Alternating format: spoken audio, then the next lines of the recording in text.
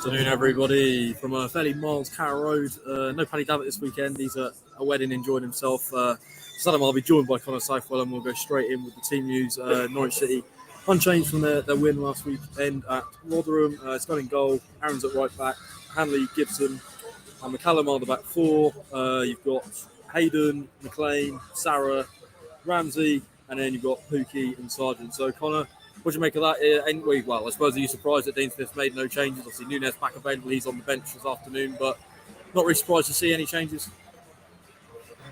No, not really. I think it was probably, and Dean Smith hasn't really had many opportunities to name an unchanged side. He's had a full week this week for players to recover, to prepare for this game, which again has been kind of a luxury. It's not one that he's been afforded in the Championship too often this week. So, no, not a huge surprise that he stuck with the same team. I think it was one of the better performances of the season at Rotherham last weekend. They did have creativity, I felt, in that side. They did have attacking thrust. They did have a nice balance in terms of what they did. So at home, where you would expect to have more control in a game, which I think probably is more difficult than perhaps the league table will suggest. It's no surprise to me that he's picked the same players. Obviously, Josh Sargent comes into this game with a massive confidence boost of being named in the US squad. Looking at the bench as well, Marcelino Nunez is back, so that bench looks a lot healthier. The starting 11 looks good, and hopefully we get a repeat of what we saw last week. My only concern would be is because of the formation Norwich are playing, they're going to be quite narrow as they were at Rotherham with the fullbacks pushing on, which is 1 point. A team that manages kind of to keep Norwich City's fullbacks fairly suppressed should be able to get kind of overloads in wide areas, but also in transition, because of how Sarah and McLean are allowed to advance, there is an opportunity of opposing teams getting the benefit of that in transition with just Isaac Hayden. So that's a possibility, but I'm not particularly surprised, and I'm definitely pleased that that's the lineup that we're looking at an hour before kick-off in this game.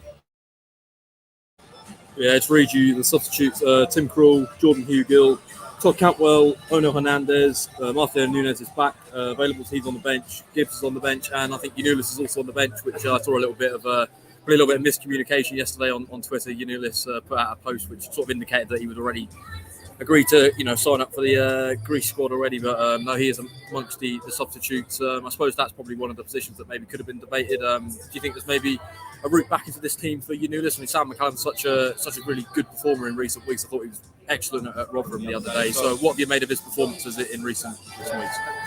Yeah, I've been really impressed with Sam McCallum, actually. And again, you have to wrap the context around this performance that this is a player who's playing off the back of not having trained too much. I mean, he had a fairly serious injury. He was out for a long period of time, and he's kind of come in and done very well. I still think we probably haven't seen the full effects of his powers from an attacking perspective yet, but certainly in terms of natural balance, he's given Norwich City that. He's a left-footed option playing at left back, which is again a luxury that Dean Smith hasn't been afforded too much this season. I mean, you were at the press conference yesterday. He spoke about that competition, didn't he, at left back, and similar to the goalkeeper. Actually, I think that. I mean, Yanulis is definitely a more attacking operator from a defensive perspective. I don't think there's too much between the two. So, yeah, McCallum's in a fine run of form. It makes sense, particularly given we're a game now from a break, to give Yanulis almost an extra week of recovery. Then, obviously, as you mentioned, he links up with Greece, doesn't he, fairly soon after this game. And then, obviously, he'll come back and report back with the Norwich squad before they head over to America. So, in many ways, it's just kind of extending his recovery. Sam McCallum's form and the speed at which he's been able to get up to full speed has given Dean Smith that luxury. So I think it's a tussle that we're going to be talking about for the rest of the season for sure. It kind of feels like we've been speaking about the goalkeeping and striking situations. I think left back is one that will enter the discourse quite quickly after the break. But that's a positive option to have, I think, in terms of that area, and one that, given the amount of injuries that Norwich City have had there since the start of the season, will be welcome. And of course, Jakob Sørensen is going to come back after the break as well. No, he's not a natural left back option, but slowly it feels like the cavalry's returning, and we're not going to, no disrespect to Kenny McLean, who's done a fine job there in certain appearances, but by his own admission last week when I spoke to him after Rotherham, it's obviously not where he wants to play. So McCallum's inclusion gives Norwich more balance. They're insulated by Yanulis' return. They've got options in that area. It's a big bonus, I think, for Dean Smith. Yeah, Middlesbrough, the opponents today, obviously now under the stewardship of Michael Carrick. To read out their lineup for you, they've got Zach Stefan in goal, who's a little bit gutted, I suppose, that he's not been called up to the USA squad. One of them that's been left out. Jones, Giles, Fry, McGree, Smith, a certain Johnny Howson is the captain. Force, Lenihan, Akpom, and Hackney. The bench is Roberts, Mowat, Muniz, Hope, Dykesdale, McNair, and Crook. So, Connor, what have you made of Middlesbrough so far this season? And I suppose, is it quite nice to see a certain Johnny Howson back at Carrow Road? It's always nice to see Johnny Howson back at Carrow Road, isn't it? It's always a shame not to see him in yellow and green, though. I really enjoyed him as a Norwich City player and as a Norwich City midfielder. Look, I tipped Middlesbrough. I think they're one of my tips for the top two, which is looking increasingly a brilliant prediction, isn't it? I actually think you look at kind of the underlying data behind things. They're a much better team than their league position would suggest, and it wouldn't surprise me now. Michael Carrick is at the helm. Obviously, there's a lot of unknowns around him. This is his first permanent managerial role. He's had a few games at Manchester United and obviously been a coach there as well. So he's finding his kind of way in, and that may create some mixed results. They seem to have picked up a little bit, don't they, in the last few games? They had a brilliant win at Blackpool.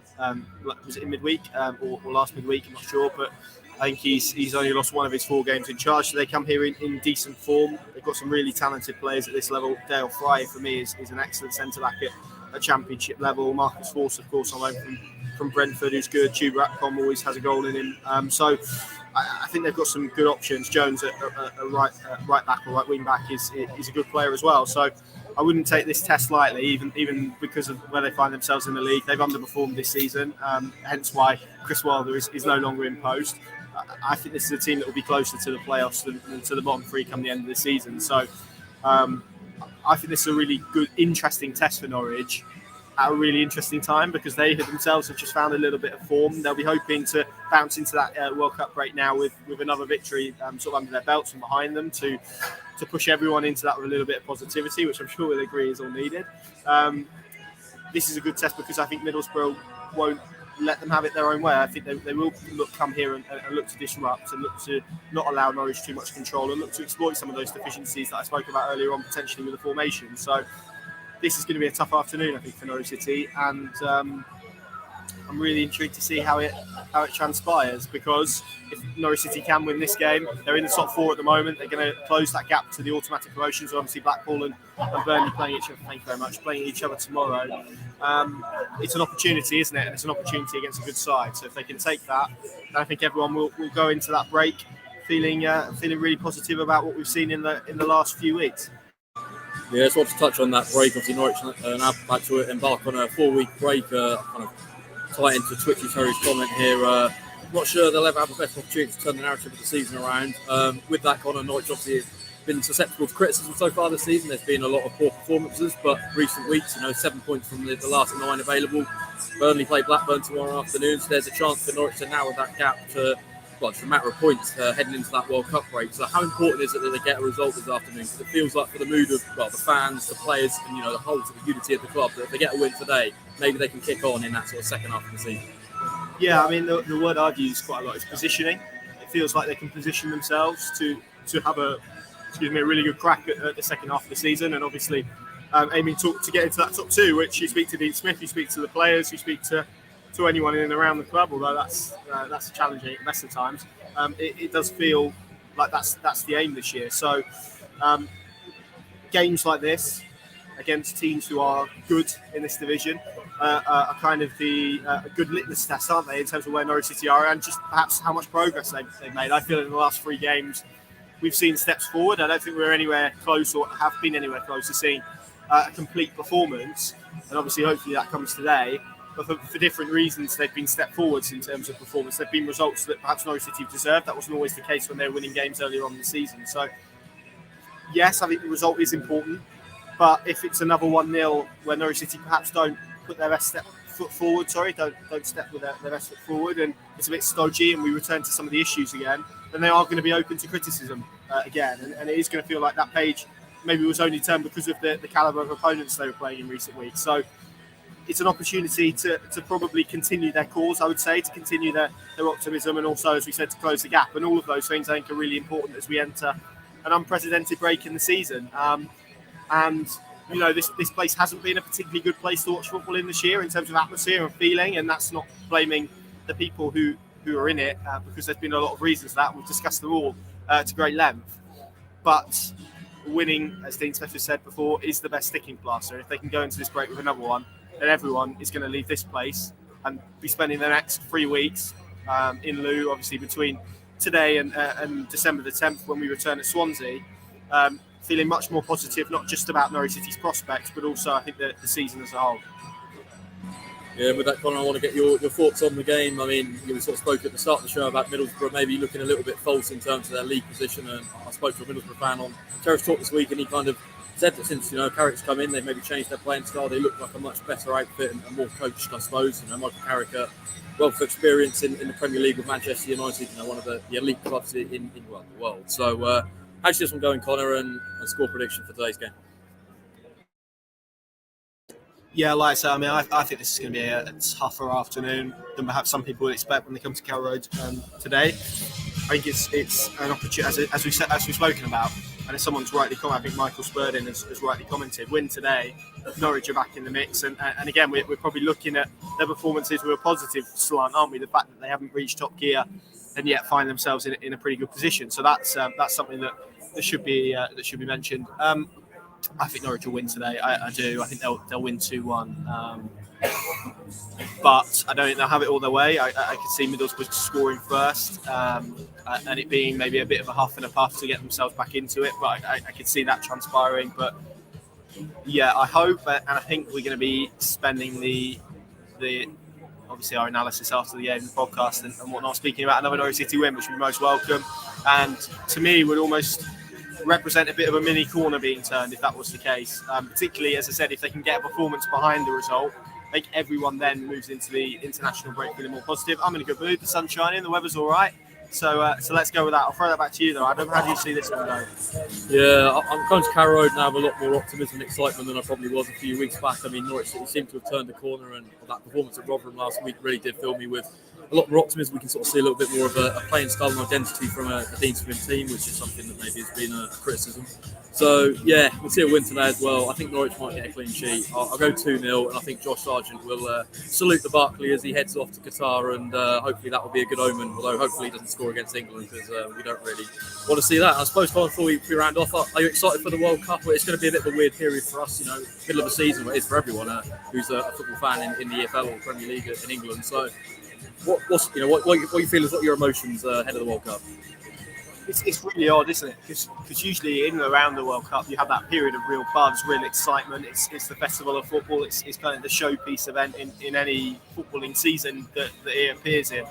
And it just isn't there for me at this moment in time. And whether that will change when the games start coming on and obviously we get down the line with it, I'm not sure. But for various reasons, I think it's very difficult to look at it with a great deal of excitement. I mean, let's be honest. I mean, the fact the World Cup is being hosted in Qatar in the middle of the season in the winter, that's before you get into the human rights and the LGBTQ plus stuff is absolutely absurd. So probably mixed emotions on that front as well. But hopefully it's a tournament where football is the main talking point. I really hope that's the case. But obviously those issues do need to be highlighted as well. But there's a massive debate that we could have, and maybe we'll save for another day.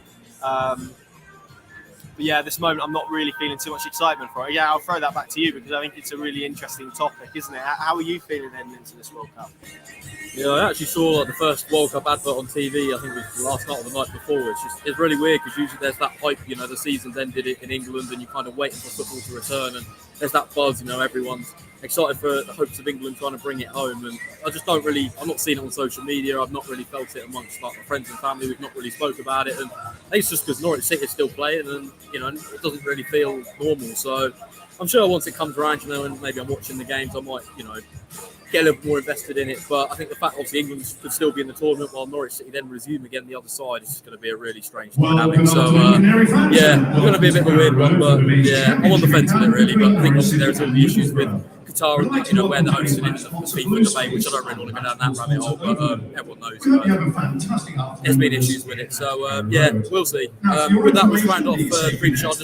I'll run you through the Norwich City team again. Hankers Cunning goal, Max Aarons, Grant Hanley, Ben Gibson, Sam McCallum, Isaac Hayden, Gabriel Sarah, Aaron Ramsey, Kenny McLean, Tim Mapuki, and Josh Sargent. So all the usual content across our channel this afternoon. Sam is on the live blog, so go across and join him if you're a Pixel Plus subscriber. And if you aren't, then you get a free trial, $1.99 a month thereafter. I've got it there for showing you Carrow Road. We're just waiting for the players to come out and warm up, and fingers crossed Norwich City can bounce into this World Cup on a positive result. So with that, we'll round off all your usual reactions as well after the game. So keep it locked across our channels, and yeah, let's hope for a good performance and 3 points for the Canaries this afternoon.